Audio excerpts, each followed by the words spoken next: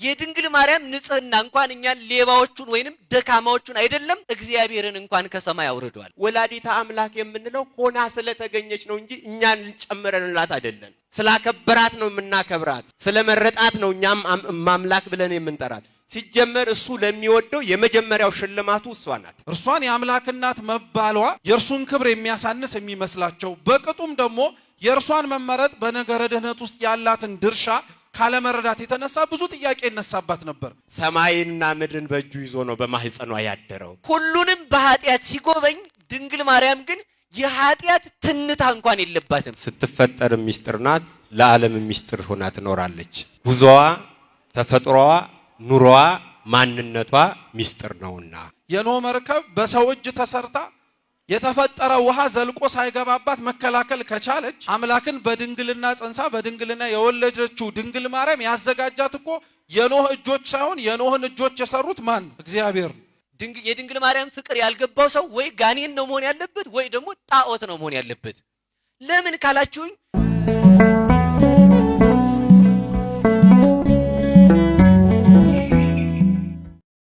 የመጀመሪያው ጥያቄያችን የሚሆነው ከነገረ ድነት ጋር በተገናኘ መንገድ በተለይ ነገረ ማርያምን እናነሳለን።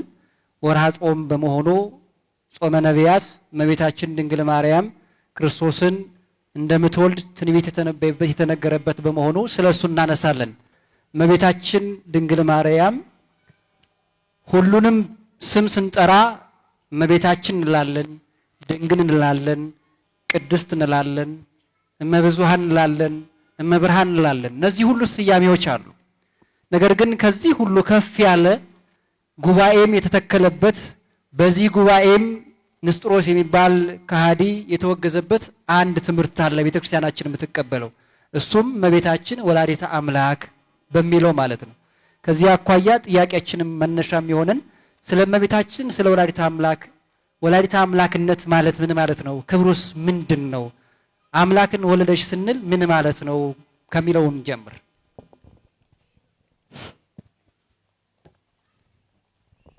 እሺ፣ ክቡር አባታችን፣ አባቶች ካህናት፣ አበው መነኮሳት፣ መምህራን ሁላችሁም እንደምን አመሻችሁ። አሜን። በቸርነቱ የጠበቀን አምላካችን ስሙ የተመሰገነ ይሁን። ቀድሜ ጀመርኩት ከኔ የተሳሳተውን እርሳቸው የኔታን ማረም እንዲችሉ ስለሆነ በዛ ታሳቢነት አድርገን ለመመለስ እንሞክራለን። አምላካችን በቸርነቱ ይርዳን። የእመቤታችን ከምትጠራየባቸው ስያሜዎች መካከል አንደኛው ወላዲተ አምላክ የሚለው ነው። የእመቤታችን የስያሜዋ የተሰጣት የግብር ስም ነው ልንል እንችላለን፣ ወይንም ደግሞ ስላደረገችው ነገር የምትጠራበት መጠሪያዋ ነው። እኛ በሀገራችን በሊቃውንቱ ልሳን ወላዲተ አምላክ ትባላለች። በአማርኛቻ ትርጉሙ አምላክን የወለደች ማለት ነው። በግሪክ ቴዎቶኮስ ተብላ ትጠራለች።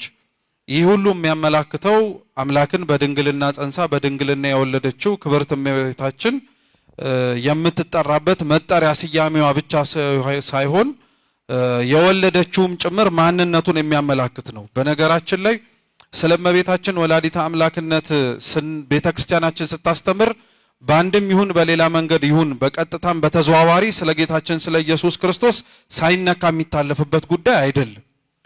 አንዳንድ ሰው ምናልባት ካለመረዳት ስለ እመቤታችን ወላዲተ አምላክነት ሲጠየቅ ስለሷ ወላዲተ አምላክነት ብቻ እንዲወራ የሚፈልግ ሰው ካለ ይሄ መታረም ያለበትም ማስተሳሰብ ነው።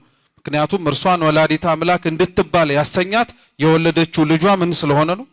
አምላክ ስለሆነ ነው። እርሱ አምላክ ባይሆን ኖሮ እርሷንም ወላዲተ አምላክ ብለን ለመጥራት ባልደፈርን ኖሮ።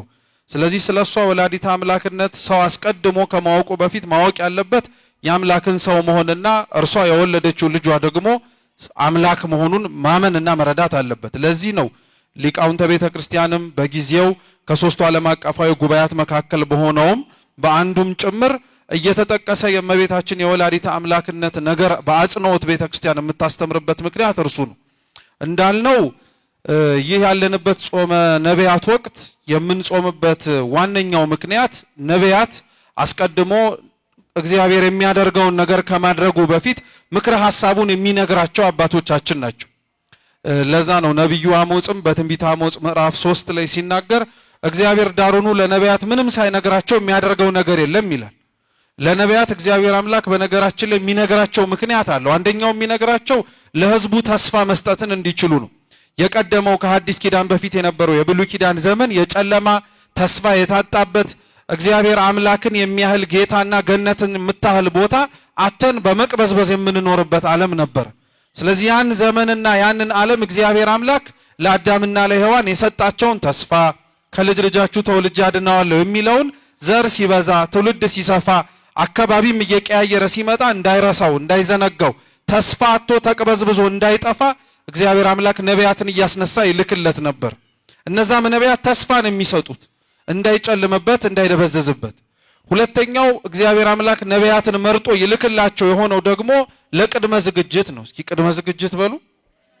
ቅድመ ዝግጅት ማለት ነገሩ ከመሆኑ በፊት አስቀድሞ ልክ እንደ እንግዳ ደራሽ እንደ ውሃ ፈሳሽ ሆነ ከመባሉ በፊት ስለሚሆነው ነገር እነሱም ተዘጋጅተው እንዲመጡ፣ ስለሚፈጸመው ነገር እነሱም ተስፋ ካለመቁረጥ ባለፈ ደግሞ የሚጠበቅባቸውን እንዲያሟሉ ያንን ስለሚያስፈልግ እግዚአብሔር አምላክ ቅድመ ዝግጅት ስለሚሻ እነዛን ነገሮች እንዲያደርጉ ያደርግ ነበር። ለምሳሌ እንደው ለቅድመ ዝግጅት የሚሆን ምሳሌ ላንሳላችሁ።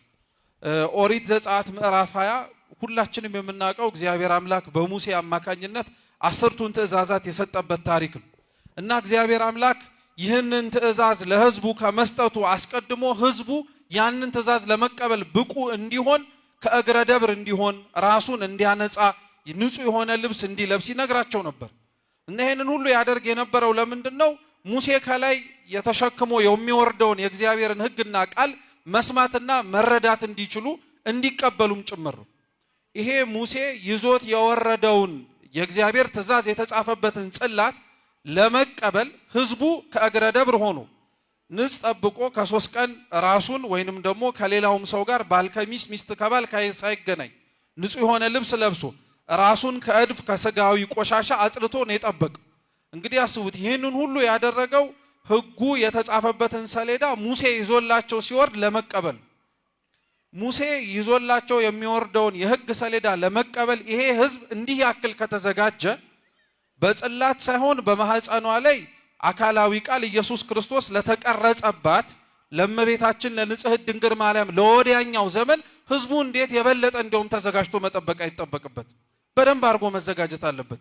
እነሱ ሰውነታቸውን ታጥበው እንደጠበቁት እኛ ነፍስ ስጋችንን ሊያነጻ በሚችል በንስሐ ጠብቀን፣ እነሱ ከእግረ ደብር ወይንም ደግሞ ከተራራው እግርጌ እታች ላይ ተሰብስበው ሳይርቁ እንደጠበቁት ሁሉ እኛም ደግሞ እግረ ደብር ከሚባል ከቤተ ክርስቲያን ከምስጢራት እየተሳተፍን መጠበቅ እንድንችል ማሳያ ነው። ብቻ ዋነኛው እንድትረዱት የሚያስፈልገው ነቢያት የሚላኩት ከተስፋ ቀጥሎ ለምንድን ነው አልኳችሁ?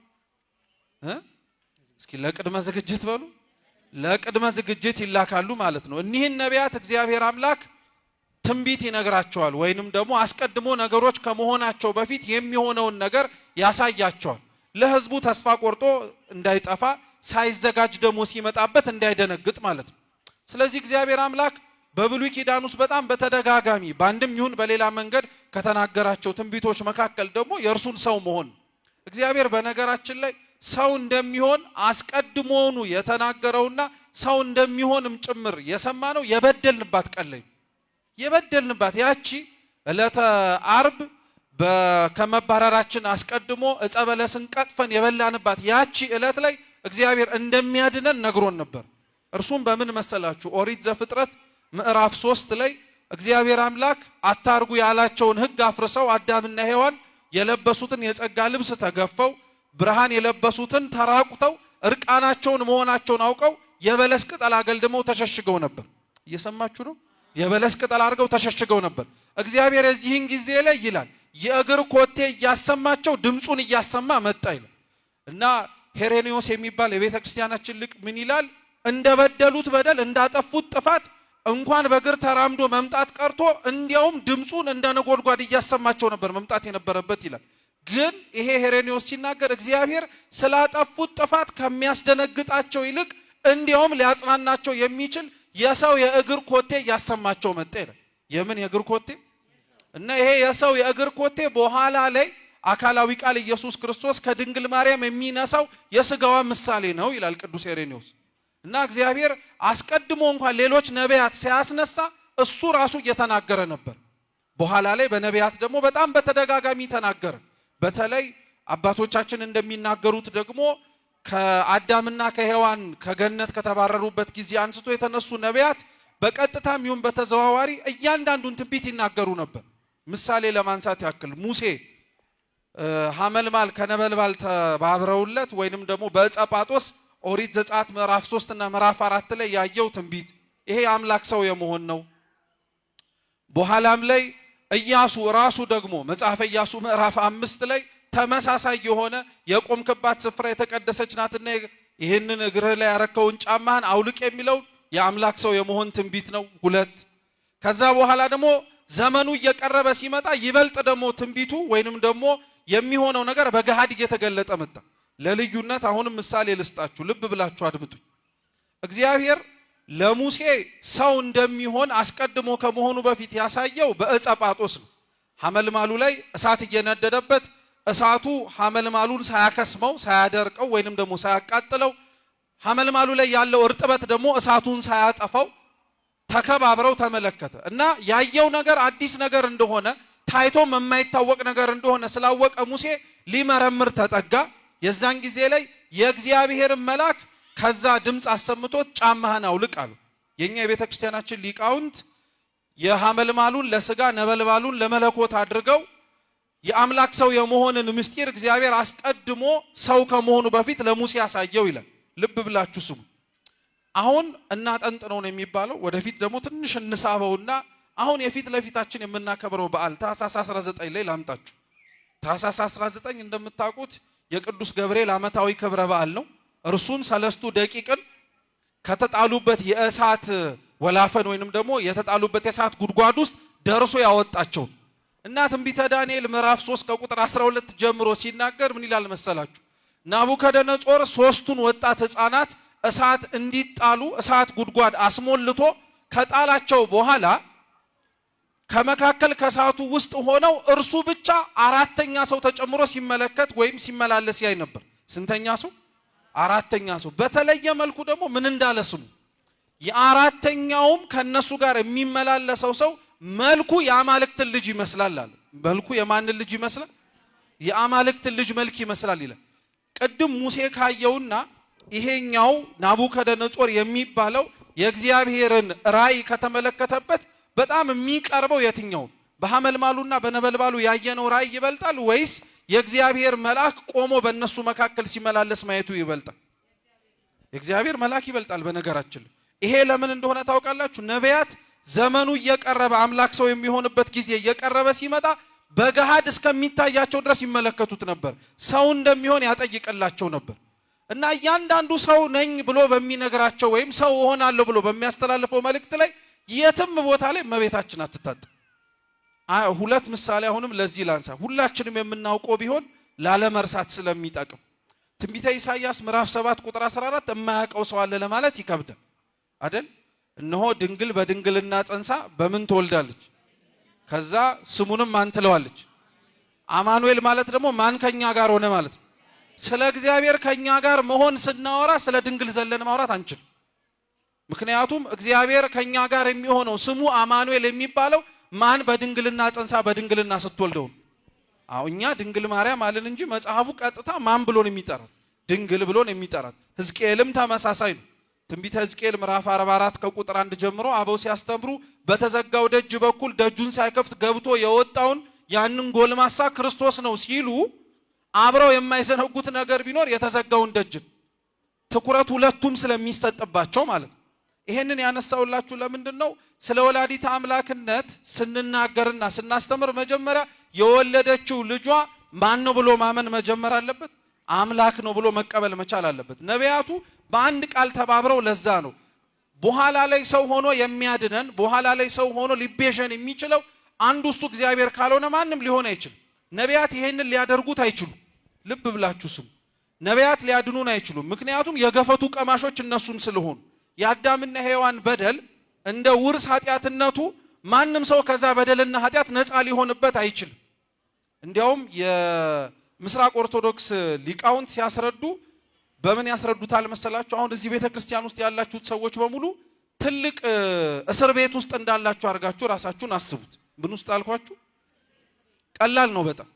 እስር ቤት ውስጥ አንድ ሰው ልጅ ወለደ ልበላችሁ። እዚህ ውስጥ ሆኖ አንድ ሰው እስር ቤት ውስጥ ሆኖ ልጅ ወለደ። ያ የወለደው ልጅ ታሳሪ ነው ወይስ ነፃ ነው? እንዴ ምን አጠፋሱ? ታው አስባችሁበት መልሱ እንጂ። ነፃ ነው እንዳትሉ የተወለደው የት ነው? እስር ቤት ነው። ታሳሪ ነው እንዳትሉ ግን እሱ ወዶ ነው የተወለደው ወይስ ወዶ እዛ ለሰሩኝ ብሎ ነው የገባው? አይደለም። እስር ቤት በመወለዱ ምንድነው አላችሁ?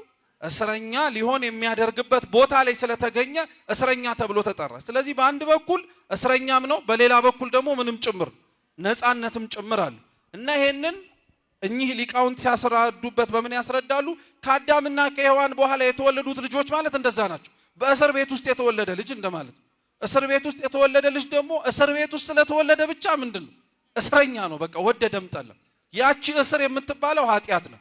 ስለዚህ ነቢያት ከአዳም ከሔዋን ዘር እንደመወለዳቸው እነሱ ራሳቸው ሊቤዡን አይችሉም፣ ነፃ ሊያወጡን አይችሉም። እነሱ ራሱ ተጠያቂ ስለሆኑ አንድ።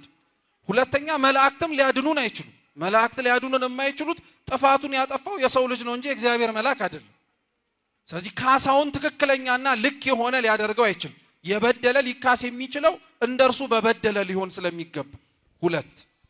ሶስተኛው ከእግዚአብሔር ከነቢያትና ከቅዱሳን መላእክት ውጪ ሊያድነን የማይችለው ደግሞ ተራ የሆነ ሩቅ ብእሲ ሰውም ሊያድነን አይችልም። ማንኛውም ሰው ማለት ነው።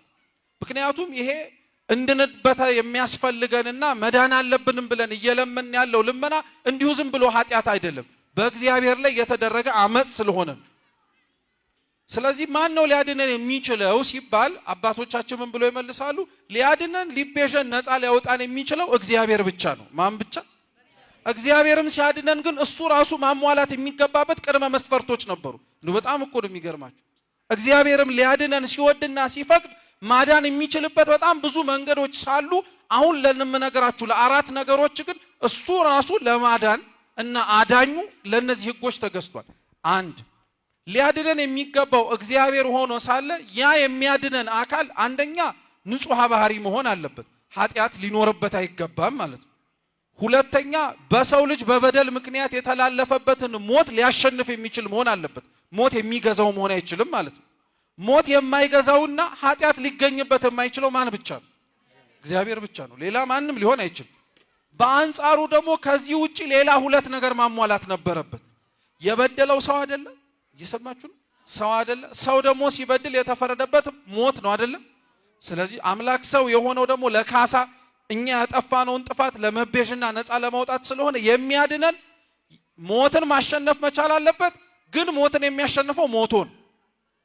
እየሰማችሁ ነው? ሞቶ ነው ማሸነፍ መቻል ያለበት።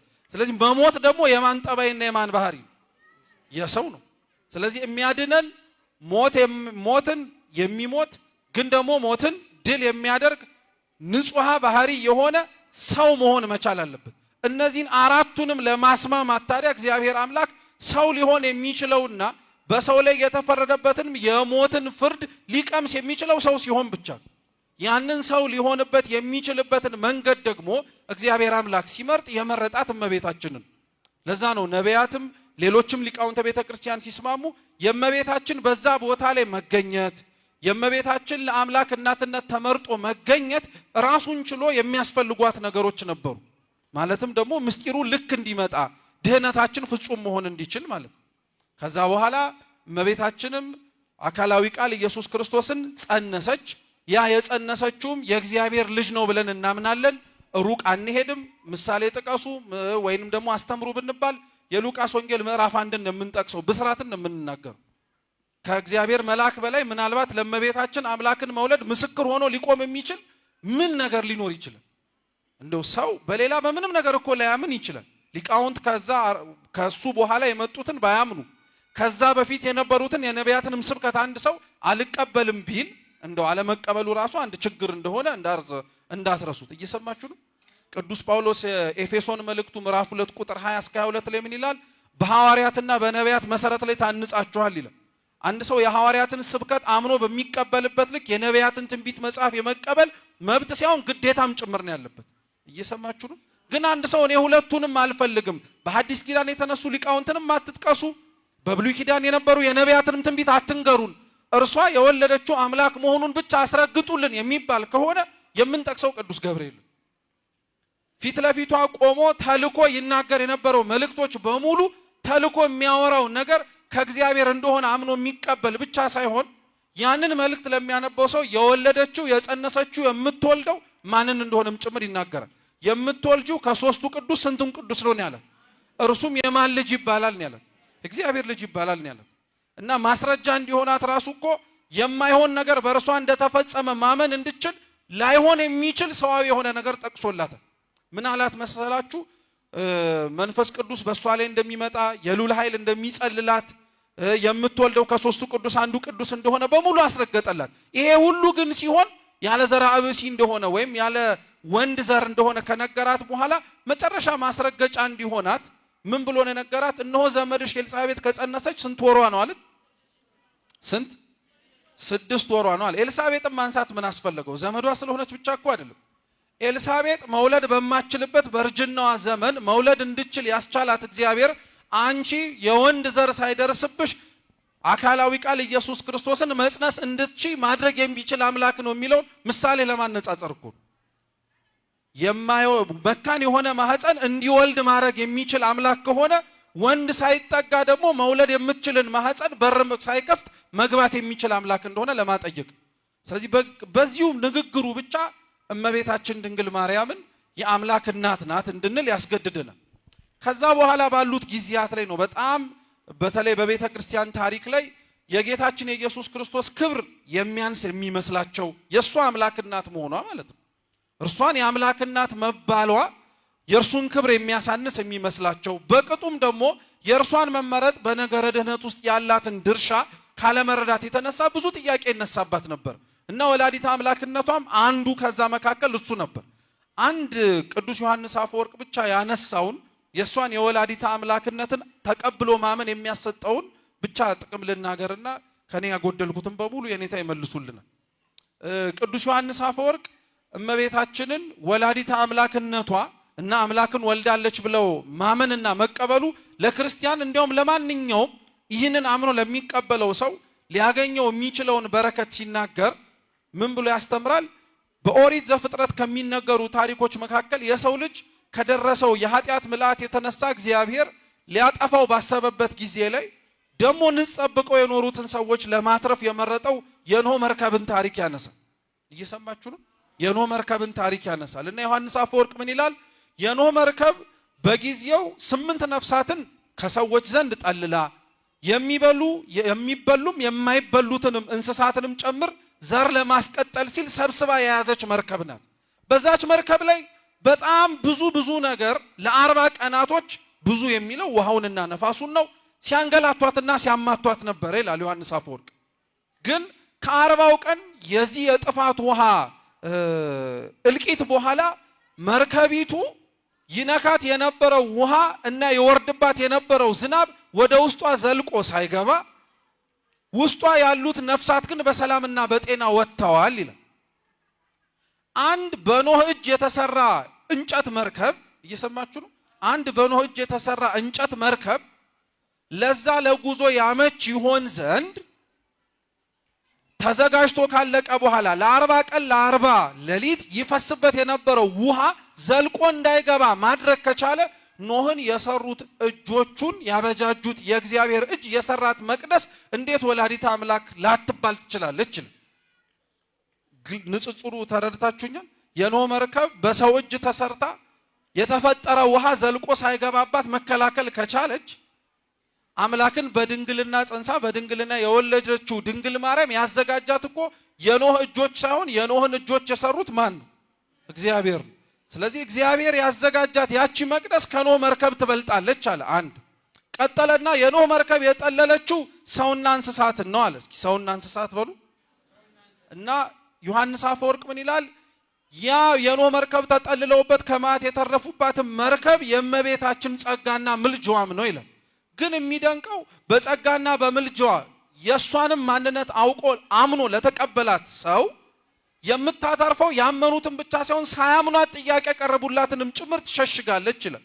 እንዴት ትለኝ ከሆነ ያዳነችው ሰው ብቻ ሳይሆን ምኖችንም ጭምር እንስሳትንም ጭምር መጽሐፍ እንደሚያስረዳው ከሆነ ደግሞ እንስሳ የሚለው ቃል እንደያገባቡ የተለያየ ትርጉም አለው። አንዱ እንስሳ ተብሎ የሚጠቀሰው ግን ያላመኑትን የሐዋርያት ሥራ ምዕራፍ 10 ላይ ቆርኔሌዎስን እንዲያጠምቀው የተላከው ቅዱስ ጴጥሮስ ያየው ራእይ ላይ ከሰፊው መጋረጃ የማይበሉ እንስሳት ሲወጡ ነበር።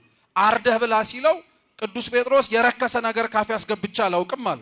እግዚአብሔር የቀደሰውን አንተ አታርክስ አለ። ማን የቀደሰው? አለመታደል ሆኖ አሁን አንዳንድ ሰው ይህን ጥቅስ የሚጠቅሰው የፈለገውን ለመብላት ነው። የማይበሉ እንስሳት ቤተክርስቲያን አትብላ የምትለውን እህል ማን እግዚአብሔር የቀደሰውን ሊያረክስ ይችላል ብሎ ይህን ጥቅስ ጠቅሶ ይበላል። ግን ይሄ ጥቅስ የተጠቀሰው የማይበሉ እንስሳት ተብለው ለተጠሩት ለአሕዛብ ነው። ስለዚህ የእሷን ወላዲተ አምላክነቷን ማመን የእሷን ወላዲተ አምላክነቷን መቀበል እንኳን ላመነ ሰው ምን ላላረገም ሰው መጠለያ ሆኖ ያድነ። ለማያምናትም ሰው እርሷ ወላዲተ አምላክነቷን ለሚቀበለው ሰው እርሷ ያንን ማመኑን ራሱ አድርጋ ልትቤዠው ልታድነው ወይንም ደግሞ ምልጃ ልትቆምለት ትችላለች ይላል። እሺ ለመምህራችን እግዚአብሔር አምላክ ቃሎት ያሰማልን። መነሳት ያለበት ሐሳብ ተነስቷል። አንድ ሁለት ሐሳብ ጨምርና እኔም ትምህርቴን አጠቃልላለሁ። የእመቤታችን ጉዳይ ስትፈጠር ሚስጥር ናት፣ ለዓለም ሚስጥር ሆና ትኖራለች። ሶሎሞን ወሁረታቲሃ በሚስጥር ይላታል። ጉዞዋ፣ ተፈጥሮዋ፣ ኑሮዋ፣ ማንነቷ ሚስጥር ነውና።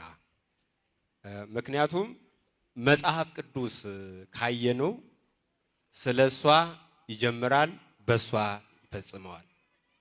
ግን ይሄን ለማወቅ ፍቅርኪ መጽሐፍ ዘያነብቦ አፈቆላፍ የሷን ማንነት የሷን ክብር የሷን ንጽህና የሚረዳ ሰው ንጹህ ካልሆነ በስተቀር በበደል በኃጢአት በክፋት በትዕቢት እየተመላለሰ እንደማይረዳው ሲገልጽ አባ ጊዮርጊስ ሰዓታት በሚባለው መጽሐፉ ላይ ይህንን አስቀምጦልናል። ለምን ካልክ ይላል እዛው ሊቃውንቱ ተርጉመውት ማለት ነው። ለዘወለዶ አብ እምቅድመ ዓለም በሚስጥር ዘይትነገር ዘእንበለ መንጸፈ አንስት ቅድመ ዓለም የሰው ሕሊና በማይመረምረው በማይደርሰው ዘመን ሳይቆጠር ጊዜ ሳይኖር የወለደውን ከማሁ ማርያምን የወለደቶ በሚስጥር ዘይትነገር በስጋ ዘእንበለ ሩካቤ ተባኢት አብ የወለደውን እመቤታችን ቅድስተ ቅዱሳን ድንግል ማርያም እሱ ያለ እናት እንደወለደው እሷ ደግሞ ያለ አባት ወለደች። እሱ ሲወልደው ዘመን አልተቆጠረም ነበር። ነገር ግን እሷ የወለደችው ስጋ ዘመን የተቆጠረለት ቢሆንም ዘመን ከማይቆጠረው ጋር የተዋሃደ ነው። ቀዳማዊ ዘምቀዳማዊ አምላክ ዘምአምላክ ነውና ይሄ ሚስጥር ከአይምሮ በላይ ስለሆነ እንደነገርኳችሁ ሚስጥር ነው። መጽሐፉ እንደነገርኳችሁ የሚጀምረው በቀዳሚ ገብረ እግዚአብሔር ሰማየ ወምድረ ይላል። በመጀመሪያ እግዚአብሔር ሰማይና ምድርን ፈጠረ ይላል። ሙሴ በመጀመሪያ 7 ፍጥረታት እንደተፈጠሩ ተስቶት አይደለም ይሄንን የተናገረው። ዳግሚት ሰማይ የተባለች ዳግሚት ምድር የተባለች እመቤታችን ቅድስተ ቅዱሳን ድንግል ማርያም ወልድ ከባህሪ አባቱ ዘመን ባልነበረበት ዘመን እንደተወለደ ሲወለድ ከእመቤታችን ከቅድስተ ቅዱሳን ከድንግል ማርያም እንደሚወለድ ያውቀዋል። ስለዚህ ዓለም ከመፈጠሩ አስቀድሞ ለአምላክ እናትነት ተፈጥራለችና እሷም ዳግሚት ምድር እንደሆነች ደግሞ ሙሴ ፈጣሪ ሆይ ፊትህን አሳየኝ ሲለው ዘር ካልወደቀባት ምድር የበቀለ ፍሬ አምጣና እገለጽልሃለሁ። የሷን ምድርነት ሙሴ በቀዳሚ ገብረ እግዚአብሔር ሰማይ ወምድር እግዚአብሔር በመጀመሪያ ምድርን ፈጠረ ብሎ ያለውን እግዚአብሔር አምላክ ገለጸ።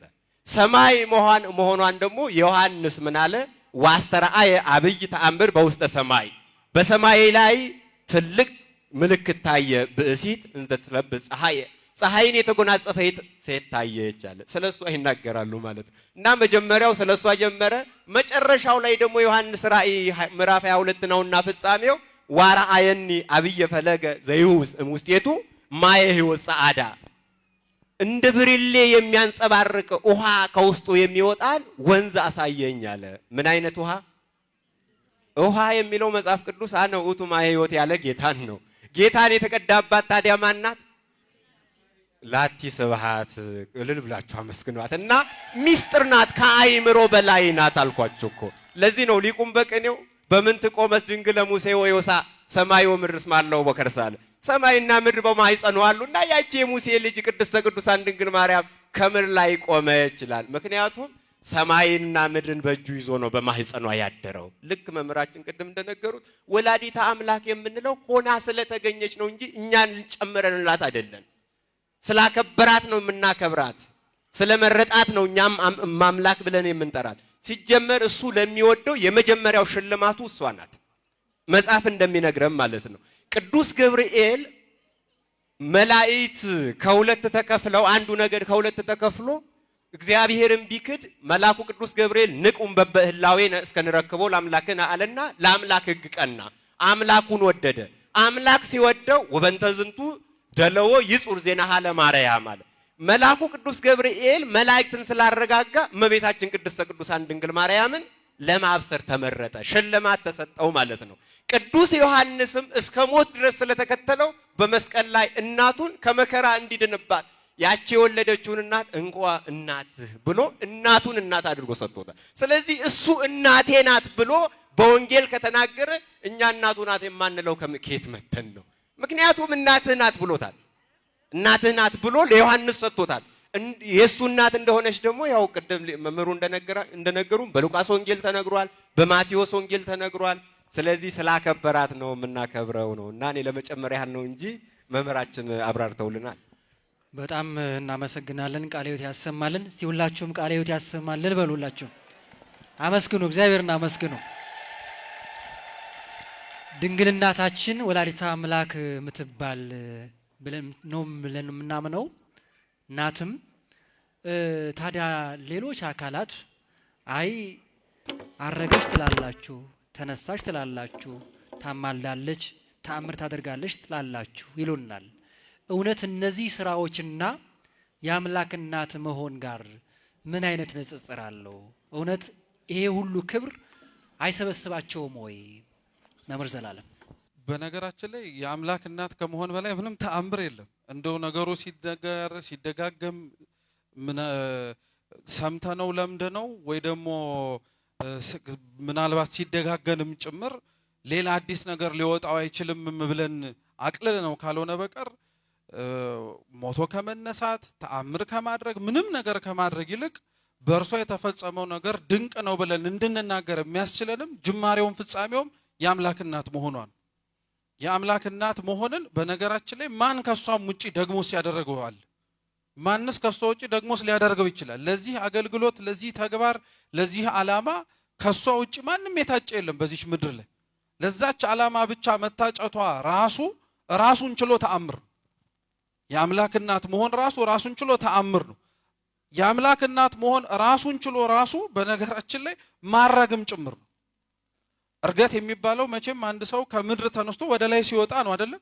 ሰማያዊ የሆነ አምላክ ማህፀኗ ካደረ መቼስ መሬት ላይ ሆነች? ምንድነው ሰው ቆሞ ሲራመድ እንደምናየው ቆማ ተራምዳ ካልሆነ በቀር እንጂ እኮ እግዚአብሔር ሰማያዊ የሆነ አምላክ ማህፀኗ ላይ አደረ ስንል እሷ መሬታዊ ምድራዊ የሆነውን ስጋዋን እኮ ሙሉ በሙሉ ሰማይ ያደረገው እኮ ማለት ነው። ቅድም የኔታም ሲናገር የሰማችኋቸው የኦሪት ዘፍጥረት ምዕራፍ 1 ቁጥር 1 ላይ ያለው እግዚአብሔር በመጀመሪያ ሰማይና ምድርን ፈጠረ የሚለው ቅዱስ ቃልን ሊቃውንተ ቤተ ክርስቲያን ካሏቸው ከብዙ ትርጓሜያቶቻቸው መካከል አንዱ የሚተረጉምበት በድንግል ማርያም ሰማይም ናት ምድርም ጭምር ናት። ሰማይም ናት ምድርም ጭምር ናት። አካላዊ ቃል ኢየሱስ ክርስቶስን በማህፀኗ በማስተናገዷ መሬት ላይ እንዳለ እንደኛ ሰው በመሆኗ ምድር ናት። በዛው አንጻር ደግሞ ሰማያዊ የሆነውን አምላክ በመሸከሟ ደግሞ ማህፀኗ ራሱ ሰማይ ነው። ሰማይ ላይ ሊደረግ የሚችለው መንፈሳዊ ስነ ስርዓት በሙሉ ሲፈጸምባት ስለነበረ ማለት ነው። ድንግል ማርያም የአምላክ እናት እንድትሆን ተመርጣ አካላዊ ቃል ኢየሱስ ክርስቶስም በተዋሃዳት ቅጽበት ላይ ሁሉም ተአምራቶች በሙሉ እርሷ ላይ ሊፈጸሙ የሚችሉት በሙሉ ተፈጽመዋል። ሁሉም ምስጢራት ሊፈጸሙ የሚችሉት በሙሉ ተደርገውባታል። ስለ እርሷ ለዛ ነው የሚነገረውን ነገር መስማት የሚችለው ምን አይነት ጆሮ ነው፣ ማሰብስ የሚችለው ምን አይነት ህሊና ነው የሚባለው። የኔታም ቅድም ምስጢር ነው ሲሉ የሚናገሩት የምንሰማቸው ቃላቶች በሙሉ ስለሆኑት ነገሮች የማንናገር ሆኖ ሳይሆን የሆኑትን ነገሮች ሊያስረዳ የሚችል በቂ አማርኛ ግን የለንም። እኛው ራሳችን እንኳን ስሁታን የሆነው ወድቀን የምንነሳው ደካማዎቹ ቀርተን የአምላክን ሰው መሆን አብረውት የተማሩት ደቀ መዛሙርቱ እንኳን እርሷ ስለ እርሱ የምታውቀውን ምስጢር ተሸክመው ለመቆም እንኳን አይችሉም። እርሷ የምታውቀውን ዕውቀት እንኳን ለማወቅም ለመረዳትም አይችሉም። ራሱ በእርሷ የተፈጸመውም ሊሆንም የቻለው ነገር ትልቅ ስለሆነ ስለዚህ እኔ በደንብ ትኩረት እንድታደርጉበት የምፈልገው ነገር ወላዲተ አምላክ መሆኗ ራሱ በጣም ትልቅ ነገር እንደሆነ ነው። በቃ እመቤታችን አምላክን በጸነሰችበትና በማህፀኗ ከተማን ባስተናገደችበት ጊዜ ላይ በዛችው ቅጽበት በዛችው ጊዜ ላይ አርጋለች። በቃ ከፍታ ላይ ደርሳለች። መሬት ላይ ተራመድ እንጂ አኗኗሯ አካሄዷ ሁለመናዋ በሙሉ ሰማያዊውን አምላክ በማስተናገዷ እርሷ ራሷ ሰማያዊ መሆን የሚችልበት ደረጃ ላይ ደርሳለች። በቃ ይህንን በደንብ ጠንቅቀን ነው ማወቅ ያለብን። ይሄ ለክብር ጉዳይ አይደለም የምንለው። በነገራችን ላይ ለክብር ጉዳይ ለመሆን ብቻ አይደለም። እንኳን እርሷ አምላክን የጸነሰችዋ ቀርታ ሰውነታቸው ለቅድስና የተስማሙ ቅዱሳን እንኳን ሰውነታቸው ለእግዚአብሔር እንደ ሰማይ ነው የሚያገለግለው። እንዴት ታውቁ ከተባለ መዝሙረ ዳዊት መዝሙር 13 ላይ እግዚአብሔር ሰነፍ በልቡ እግዚአብሔር የለም ይላል አይደል? ልበ አምላክ ዳዊት። ከዛ በኋላ ዝቅ ብለን ስናነበው ምን ይላል? እግዚአብሔር ከሰማይ ሆኖ የሰው ልጆችን ተመለከተ ይላል። እስኪ እግዚአብሔር በሉ። ከምን ሆኖ የሰው ልጆችን ተመለከተ?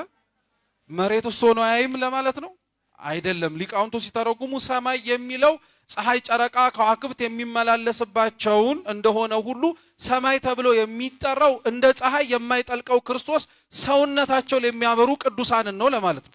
ሰውነታቸውን እግዚአብሔር አምላክን ለማስደሰት የተመላለሱ ቅዱሳን የማይጠልቀው ፀሐይ ኢየሱስ ክርስቶስ ያበራባቸዋል ተብሎ ተነግሮ በእነሱም ያየናል ከተባለ እንዴት ፀሐዩ እሷ ማህፀኑ ውስጥ ያለውና የወለደችው እናቱ ደግሞ ከዛ የበለጠ ክብር ሊኖራት አይችልም።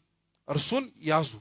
ሁለተኛው እመቤታችን አምላክን ስለወለደች ወይም የአምላክ እናት ናት ደግሞ ስለሚባል ደግሞ የሚመጡ ወይም የሚጠየቁ ጥያቄዎች አሉ። አንዱ ምንድነው? የእመቤታችን የአምላክ እናትነትን አንደኛ ለጥጠን ሰው እንዳልሆነች ወደ መሆን ደረጃ እንዳናስበው መጠንቀቅ መቻል አለብን። አንዳንድ ሰው ስለ እርሷ ማረፍ ስለ እርሷ ሰው ስለሆነችው ነገር እንዲሆናለች ተብሎ ሲነገረው በጣም ለማመን ይከብዳል።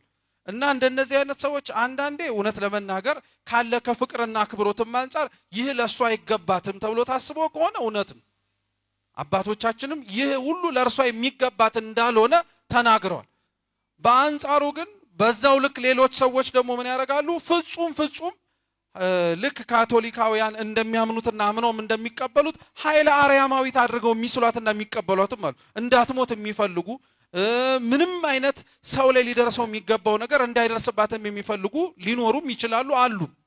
የኛ ቤተክርስቲያናችን ግን እመቤታችን የአምላክ እናት ስለሆነች እንደ አምላክነትነቷ እንደምናከብራት ሁሉ ሰው እንደመሆኗ ደግሞ እንደኛ የምትመስለን ነገሮች አሉ።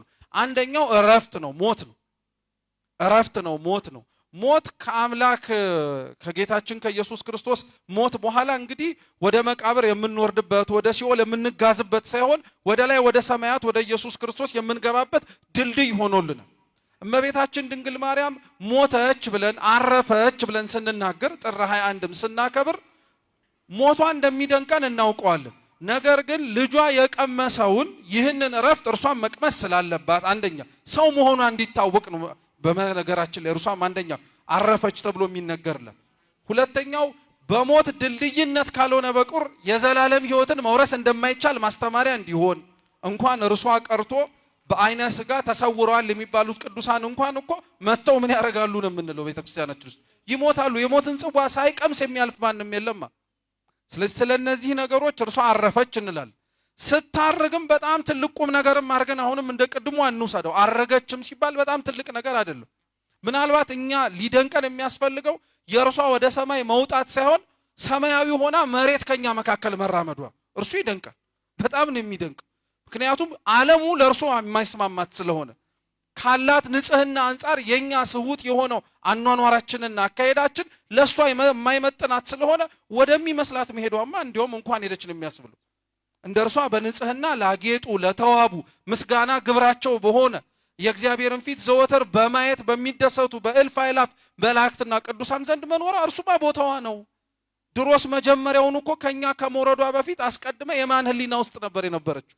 የተቀደሰው ቦታ ላይ መኖር ለእርሷ ግብሯ ነው፣ ስራዋ ነው፣ ዓላማዋም ነው። የተፈጠረችውም ለዚሁ። እስከዛ ድረስ ግን እዚህ መኖሯ ይደንቀናል። እስከዛ ድረስ እዚህ መታየቷ በጣም ያስደንቀናል። ስለዚህ እነዚህ እርገቷ፣ ሌሎች መሰል ነገሮቿን በእንደዚህ አይነት መንገድ እንመልከተው። ሌላኛው ተአምሯን ነው። የእመቤታችን የንጽሕት ድንግል ማርያምንም ተአምሯንም ሌሎችም ያነሳናቸውን ጊዜ ላለመውሰድ እርገቷንምናም ሆነ እረፍቷንም ጭምር አንድ ላይ ስናስበው አንድ ላይ ሰብስበን ጨምቀን ስንረዳው ይሄ በሙሉ እመቤታችን ላይ ለምን ሆነ?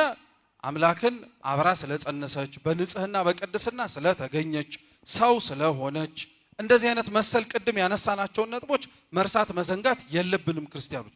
አለበለዚያ እነዚህን ነጥቦች እየረሳን እየዘነጋን እንዲሁ ዝም ብለን ግን የምንሄድበት ግን ከሆነ ቅድም እንዳልኳችሁ ስሁት ወደ ሆነውና እሷ ሳትሆን ሆነች ወደሚሉት ወደ ተለያዩ ስሁት የሆኑ አስተምሮች ልንሄድበት የምንችልበት እድል ሰፊ ስለሆነ ማለት ነው።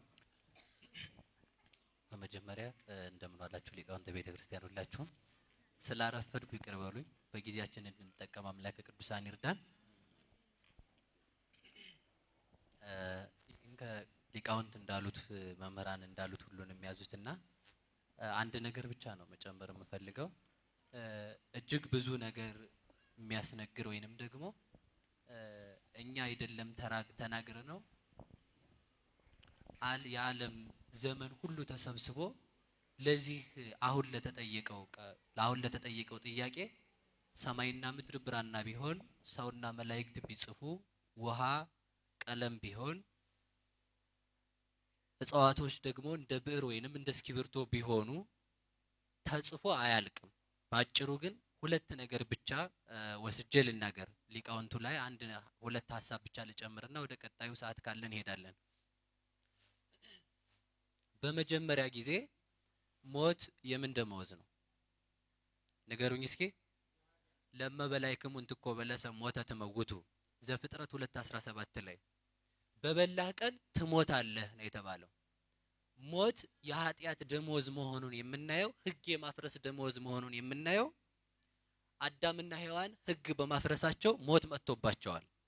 አንድ ሁለተኛው ልናየው የምንችለው የሚደንቀውን ነገር ማድነቅ ነው። አንዳንድ ጊዜ ይላችሁ ለስጋዊ ነገር መንፈሳዊ ነገር ሞኝነት ነው የሚመስለው። ስለዚህ ነው ቅዱስ ጳውሎስ ሲናገር በስብከት ሞኝነት እንድታምኑ እናንተን መርጧችኋል ያለው ማለት ነው።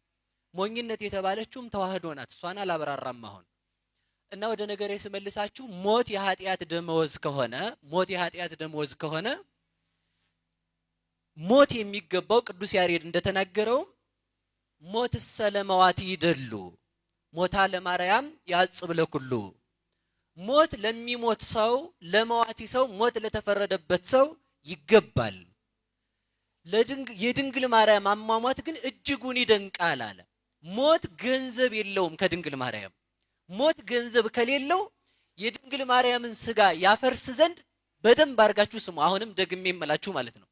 ድንግል ማርያም ነፍሷ ከስጋዋ ከተለየ በኋላ እንኳን ስጋዋ መፍረስን አላገኘውም። እግዚአብሔር ለሙሴ ሲያዘው ምንድነው ያለው?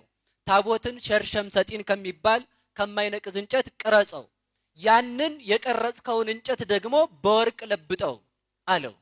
የመጀመሪያው ከማይነቅዝ እንጨት ቅረጸው የተባለው ምንድነው ካላችሁኝ፣ በሚነቅዝ እንጨት መካከል የበቀለች እጽ የተባለችው በኃጢአት በነቀዘው ዓለም ኃጢአት የሌለባት ድንግል ማርያም ናት። ከዚያ መካከል ከማይነቅዝ እንጨት አስቀድመህ ቅረጸው አለ። ተመልከቱ። ጥንተ አብሶ ካለባቸው የግል በደል ከሌለባቸው ከሐናና ከኢያቄም ድንግል ማርያም መገኘቷን ያስረዳል። ያንን እንጨቱን የማይነቅዝ እንጨት ተቀረጸ ማለት ድንግል ማርያም አዳም በበደለ ጊዜ የአዳም ኃጢአት ሳይወድቅባት ንጽሕት ሆና ኖራለች ነው። ይኸው ከማይነቅዝ እንጨት ነዋ የተባለው። ባንተና በሴቲቱ መካከል ጠላትነትን አደርጋለሁ። ምን ማለት ነው? ሴቲቱ የተባለችው ድንግል ማርያም ናት። የሴቲቱ ዘር የተባሉት በድንግል ማርያም የሚያምኑ ናቸው። ጠላትነትን አደርጋለሁ ማለት ድንግል ማርያም ከቶ አንተ የምታስበውን ኃጢአት እንኳንስ ልትሰራው አታስበው። ኢዮብ ምን ይላል?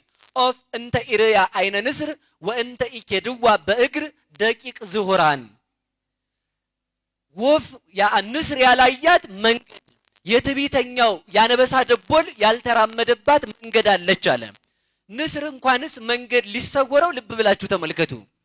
ንስር ከደመና በላይ ሆኖ ሲመለከት ከመሬት የጤፍ ጥሬ የምታክል ስጋ አትሰወረውም። ንስር የተባለ ዲያብሎስ ነው። ስጋ የተባለችው በስጋ የተገለጠችው ሰው የሆነችው ድንግል ማርያም ናት። ሁሉንም በኃጢአት ሲጎበኝ ድንግል ማርያም ግን የኃጢአት ትንታ እንኳን የለባትም።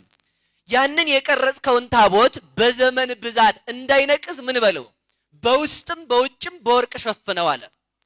ድንግል ማርያም ተመልከቱ ስትፈጠር ኃጢአት የለባትም፣ ንጽሕት ናት።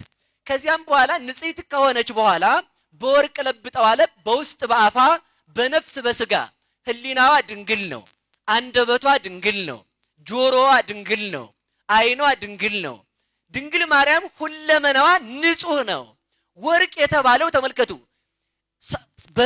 ሰምፔር በሚባል ወርቅ ነው ለብጠው የተባለው። ወርቅ እንደ ማግኔት አይደለም፣ ሰምፔር ግን እንደ ማግኔት ነው። ሰምፔር ከመሬት ያለ ብረትን ሁሉ ሰብስቦ እንደሚይዝ ድንግል ማርያም በዓለም ላይ በኃጢአት የሚቆሽሹ ብረት የተባለ የሰው ልጅ ነው። ዝገት ኃጢአት ነው።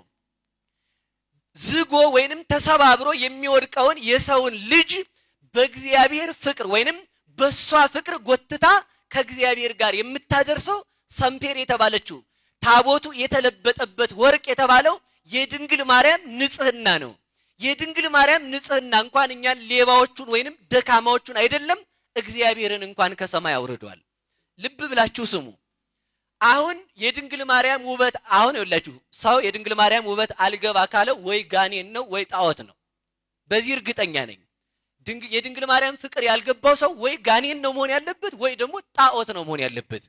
ለምን ካላችሁኝ የድንግል ማርያም ውበት እንኳን ሰውን እግዚአብሔርን ስሟል።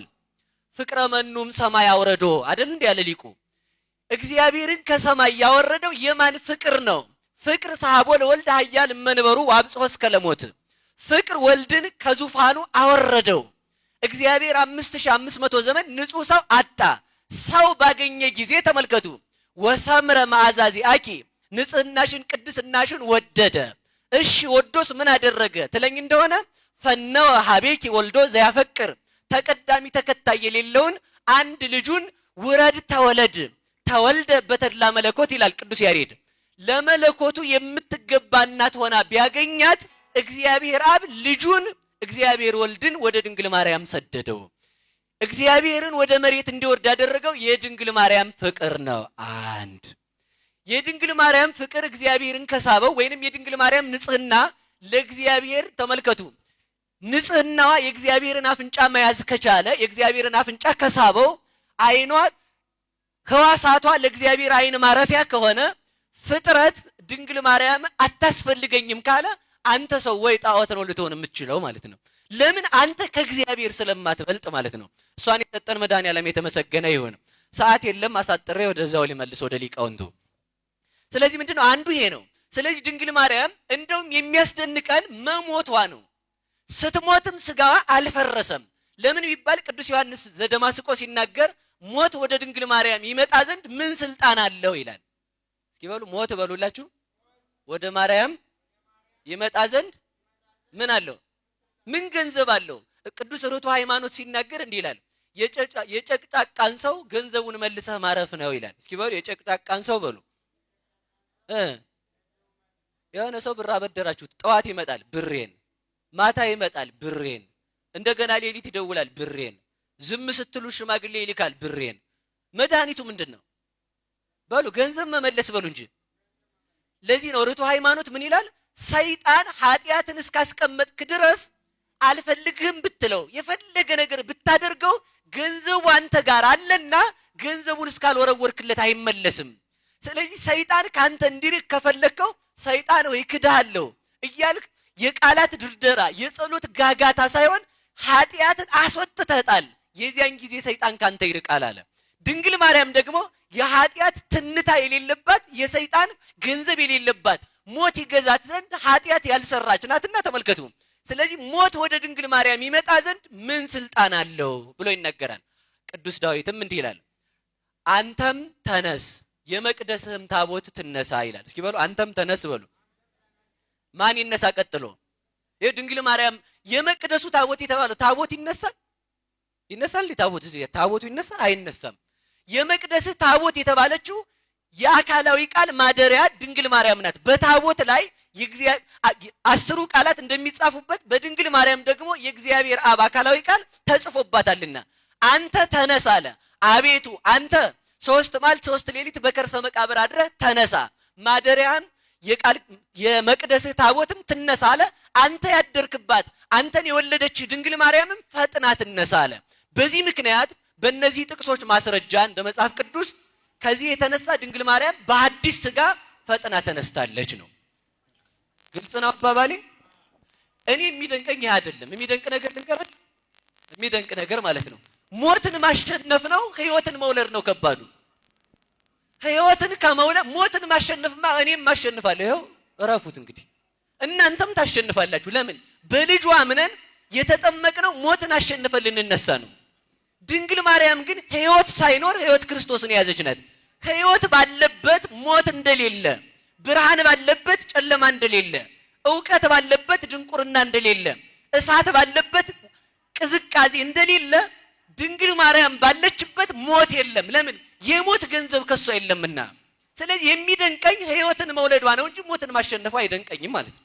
ስለዚህ ድንግል ማርያም በአዲስ ሥጋ ተነስታ ያለች አሁንም በመንግስተ ሰማያት ነው። ማወቅ አለብን። ምክንያቱም ተመልከቱ ኩሉ ክብራ ለወለተ ንጉሥ ሐሴቦን ነው። ለንጉሥ ልጅ በሉ እስኪ ክብሯ ስንት ነው? ሁሉም ነው የሚባለው እንጂ አሁን ንጉሱና ንግስቲቱ ሀብታቸው ምን ያህል ነው ቢባል ማን ያውቃል? የንጉሱ ሀብት ሁሉ የማን ሀብት ነው? በሉ እንጂ ንገሩኝ። የእግዚአብሔር የሚያደርገው ኃይል ሁሉ ለድንግል ማርያም ተደርጎላታል።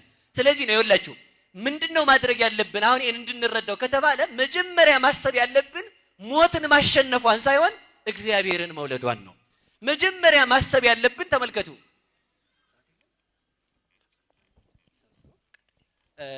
እሺ አንድ ነገር ብቻ ተናግሬ ልጨርሰው። ታምር የሚለው ላይ ብቻ ልሂድ። እዚያ ጋር ብሄድ ደስ ይለኛል።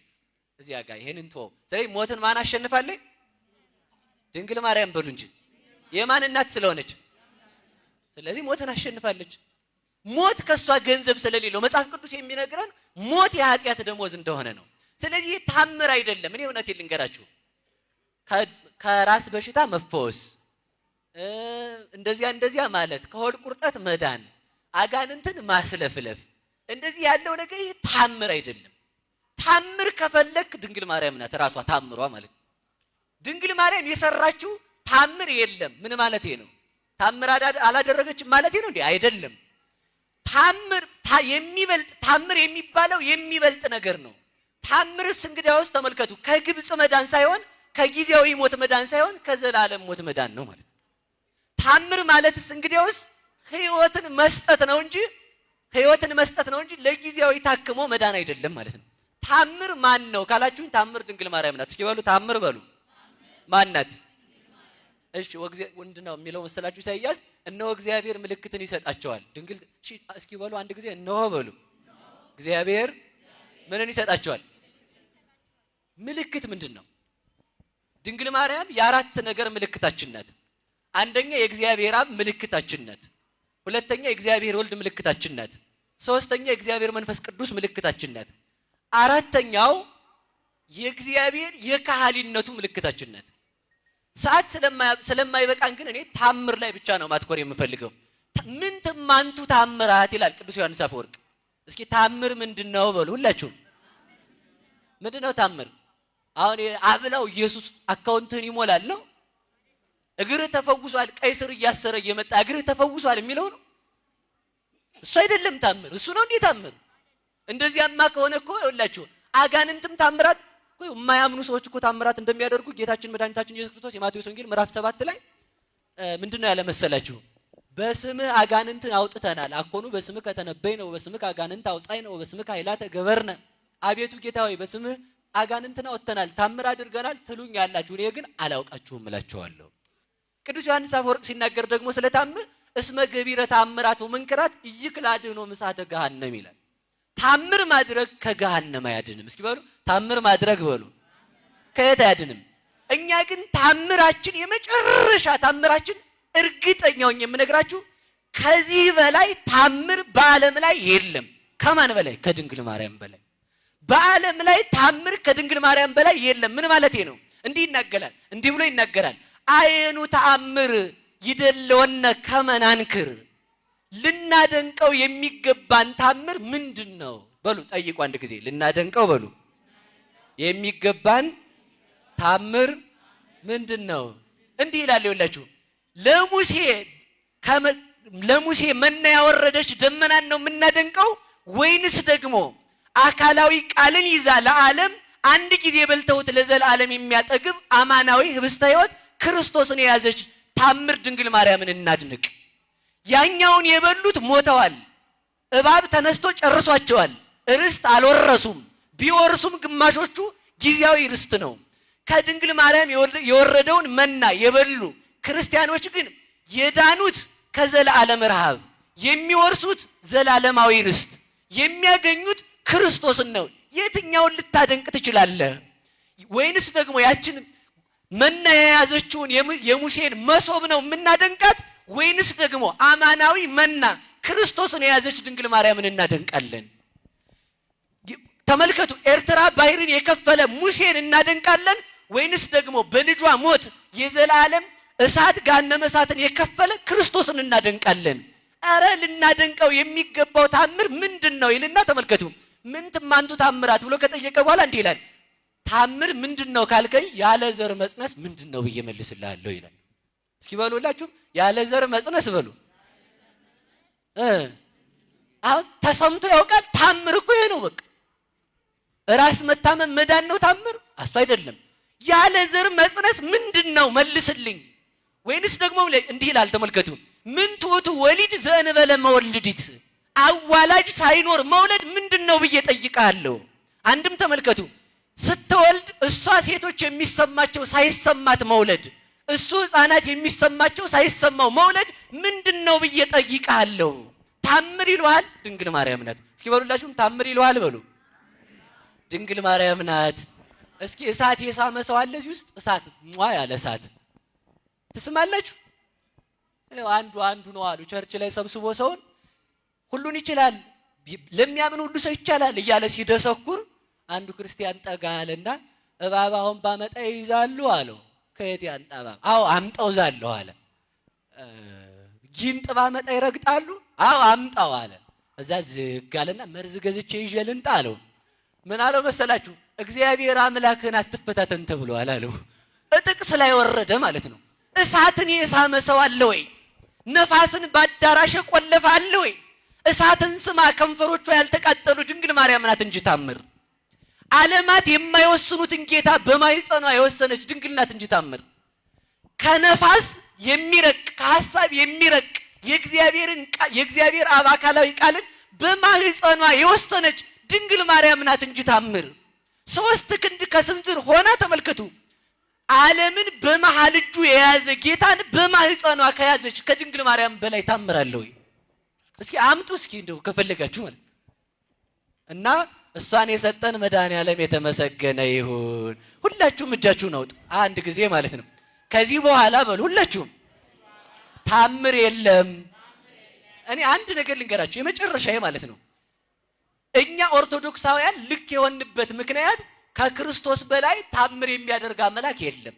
ከሐዋርያት በላይም ታምርን ያደረገ የለም። ከዚያም በላይ ደግሞ እግዚአብሔርን ይዛ እግዚአብሔርን ልጅ ካለች ከድንግል ማርያም በላይ ታምር የለም። ሁሉ ጊዜ እሷን እያየን ወደ እግዚአብሔር እንደርሳለን። እሷን የሰጠን መድኃኔዓለም የተመሰገነ ይሁን። ታምር አድርግ ካለ ያው ድንግል ማርያም ታምር ናት ነው መልሱ። ገብቷችኋል አይደል? ማን ነው ታምር? ንገሩኝ እንጂ ድንግል ማርያም። ኧረ ንገሩኝ። ድንግል ማርያም። እናንተም ብናበላችሁ ታድጋላችሁ አታድጉም? እሺ የማያድገውን አምላክ መመገብ ምን ይሉታል? ምን ይሉታል? አሁን ታምር እኮ ነው። እንኳንስ ተናግረን ተመልከቱ አስበን የማንዘልቀው ታምር። አዎ ታምር ነው። እሱ እኛን ይመግባል፣ እሷ ግን እሱን ትመግባለች። በመለኮቱ አይመገብም፣ እንደ ሰውነቱ ደግሞ እየተመገበ ያድጋል። ከዚህ በላይ ታምር አለ ወይ ነው። የእሷ ልጆች ያደረገን መድኃኔዓለም የተመሰገነ ይሁን።